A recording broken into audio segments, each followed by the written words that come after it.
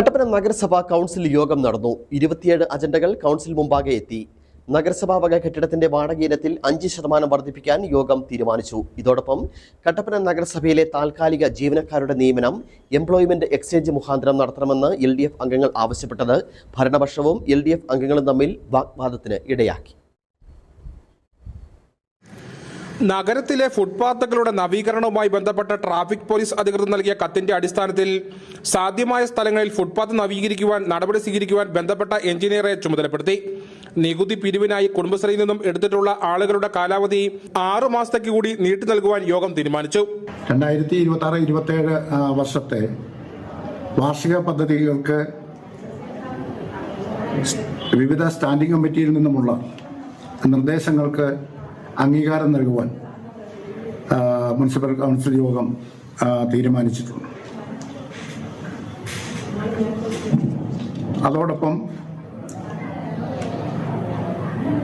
മുനിസിപ്പാലിറ്റിയുടെ ഉടമസ്ഥതയിലുള്ള കെട്ടിടങ്ങളുടെ വാടക 5% വർദ്ധിപ്പിക്കുന്നതിനും അവരുടെ പുതിയ എഗ്രിമെന്റ് വെക്കുന്നതിനും തീരുമാനിക്കുകയും കുടിശ്ശികക്കാരായിട്ടുള്ള ആളുകളുടെ കുടിശ്ശിക പിരിച്ചെടുക്കുന്നതിന് വേണ്ടിയിട്ടുള്ള നടപടികൾ സ്വീകരിക്കുന്നതിന് സെക്രട്ടറിയെ ചുമതലപ്പെടുത്തി. അതേസമയം വിവിധ വിഷയങ്ങളിൽ LDF അംഗങ്ങൾ വിയോജനം രേഖപ്പെടുത്തി. കട്ടപ്പന ഗവൺമെന്റ് ട്രൈബൽ സ്കൂളിന്റെ വികസന പ്രവർത്തനങ്ങളോട് കട്ടപ്പന നഗരസഭ മുഖം തിരിക്കുന്ന സമീപനമാണ് സ്വീകരിക്കുന്നതെന്നും LDF അംഗങ്ങൾ പറഞ്ഞു. കട്ടപ്പന നഗരസഭയിലെ താൽക്കാലിക ജീവനക്കാരുടെ നിയമനവുമായി ബന്ധപ്പെട്ട വിഷയത്തിലും വിയോജനം രേഖപ്പെടുത്തി. ഇവിടെ കട്ടപ്പന മുനിസിപ്പാലിറ്റിക്കകത്ത് 10-12 വർഷമായിട്ട് ഇവിടെ ജോലി ചെയ്യുന്ന ആളുകൾ കരാർ അടിസ്ഥാനത്തിലെന്ന് പറഞ്ഞ് പുതുക്കി 169 ദിവസം പറഞ്ഞുകൊണ്ട് അവർ കരാർ പുതുക്കി കൊടുക്കണം. അവരെ നിയമനം നടത്തുന്നതിന് വേണ്ടി അവരുടെ ലിസ്റ്റ് എഴുതി എംപ്ലോയ്മെന്റിലേക്ക് കൊടുക്കണമെന്ന് ഞങ്ങൾ നിയമപരമായി ആവശ്യപ്പെട്ടിട്ടുണ്ട്. ഞങ്ങളുടെ വിയോജനക്കുറിപ്പ് ഇക്കാര്യത്തിൽ രേഖപ്പെടുത്തിയിട്ടുണ്ട്.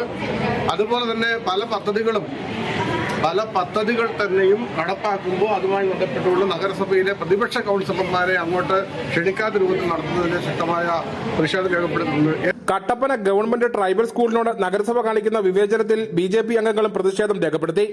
ട്രൈബൽ സ്കൂളിന്റെ വികസനത്തെ പിറകോട്ടടിക്കുന്ന സമീപനമാണ് കട്ടപ്പന നഗരസഭ സ്വീകരിക്കുന്നതെന്ന് BJP അംഗങ്ങളും കുറ്റപ്പെടുത്തി. ഗവൺമെന്റിന്റെ അധീനതയിലുള്ള ഒരു സ്ഥലത്ത്, അത് കൊച്ചുകുട്ടികൾ പഠിക്കുന്ന ഒരു സ്ഥലത്ത് അത്രയും അസൗകര്യമായി കിടക്കുന്ന മണ്ണ് നീക്കം ചെയ്യാൻ പോലുമുള്ള സാഹചര്യമില്ല എന്ന് പറയുന്നത് വളരെ മോശമാണ്.